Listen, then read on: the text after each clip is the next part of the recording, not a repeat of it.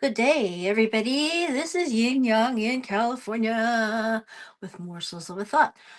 Today's book, Brain Rescue, a 90-day blueprint to reclaim your memory after a brain injury or concussion by Dr. Brody Miller, Ph.D. Now, we've been reading this book because Fridays I do a brain rescue series. Today is Saturday actually, but I meant to do it Friday. And Saturday we have also How to Feed a Brain by another author that collaborates with Dr. Brody Miller. We will get to that one later. Okay, start small and think big. We are in chapter 7, the fourth pillar. O is for optimize, OPTIMIZE, and we are in the fourth step, I for inhibition. So start small and think big. Page 124. Here's a strategy the author personally uses daily to catch himself. He says, every time I feel the urge to act impulsively, I will physically stop what I am doing and take a deep breath. That breath creates the pause I need to check myself, assess what's happening, and decide what to do next. I have a friend who is a psychologist who says that you can do that and do some 4-6-7 or 4-4-7 breathing like Dr. Brody does. You can do it 3 breaths and then some affirmations and all that. So anyway, back to the book. The breath creates the pause I need to check myself, assess what's happening, and decide what to do next. This is huge for me in moments when I want to eat something unhealthy, say something reckless, or even give up on my dreams. That one deep breath becomes a gateway to making better choices. The simple act of stopping and breathing puts space between your impulse and your action. This is where change happens. You might think, how can a deep breath help me resist my worst habits? But it does. Breathing resets your nervous system and gives your frontal lobe a chance to re engage, slowing down that impulse. You're not alone. He says, I know firsthand how difficult this can be. This is simple, but definitely not easy. I'm telling you, it's so worth it. The more you work on strengthening your inhibition, the more freedom you'll experience in your life. Imagine going a whole day without giving into your past self. Imagine feeling stronger every time you say no to something that doesn't serve you. Something that doesn't serve you. You say no. That's not just possible, it's inevitable if you commit to training your brain. So, starting today, make it your mission to catch yourself in the moment. Feel that impulse? Take a breath. It's as simple as that. Over time, this small practice will help you rebuild the internal brakes that the concussion stole from you. If you really want to optimize OPTIMIZE, your brain power, you must get better at catching your impulses. When you strengthen your willpower and resolve, you strengthen your memory.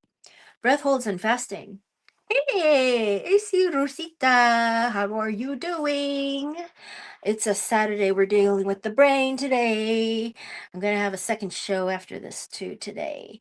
Breath holds and fasting are some of the two most powerful tools you can use to strengthen your ability to inhibit.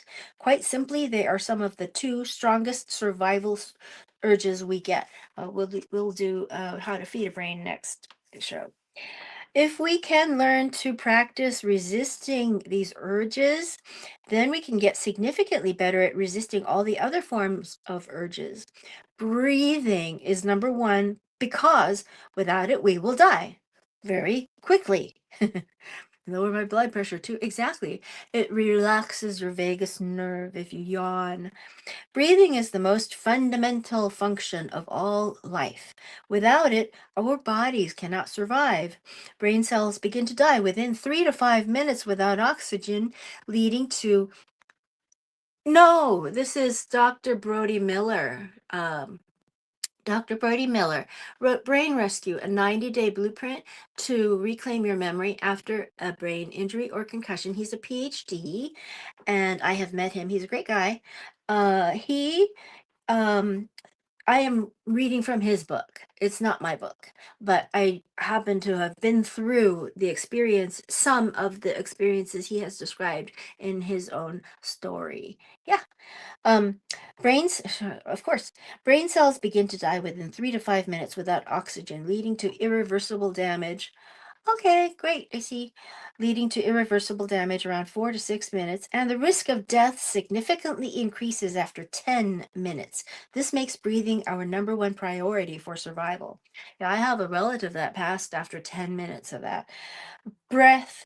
Why breath control is so powerful. Practicing breath holds can help you build resilience and prepare your mind to cope with stress. When you intentionally hold your breath, you force your body to adapt, promoting mental strength and inhibiting reactive behavior. In a later chapter, I talk about stress management through the principle of hormesis. HORMESIS. There are very few things more effective than holding your breath. It is the most stressful thing to your body. But if you can learn to postpone your breath hold for even a few seconds longer, you can increase your stress tolerance significantly. Yes, we don't give it enough appreciation. In a previous show, we talked about how it is actually the most important organ of our body. So, fasting is the next item we will go to next week. I promise I will come here. You know what? We let's read the first paragraph of it. Fasting is another primal urge that can have profound effects on our health and inhibition. When you're hungry, your body releases a hormone called ghrelin, GHRELIN, which makes you feel the urge to eat. You know when your stomach growls? That's ghrelin telling you it's time to eat. But there's another hormone, leptin, LEPTIN, that tells your brain when you're full and don't need more food. Even though hunger might feel uncomfortable, taking breaks from eating, like fasting for a few hours, can be really good for your brain and body. We will continue with fasting later, and in a few minutes, I will go back on in about an hour, I suppose, or within the hour, I will go on with the other show.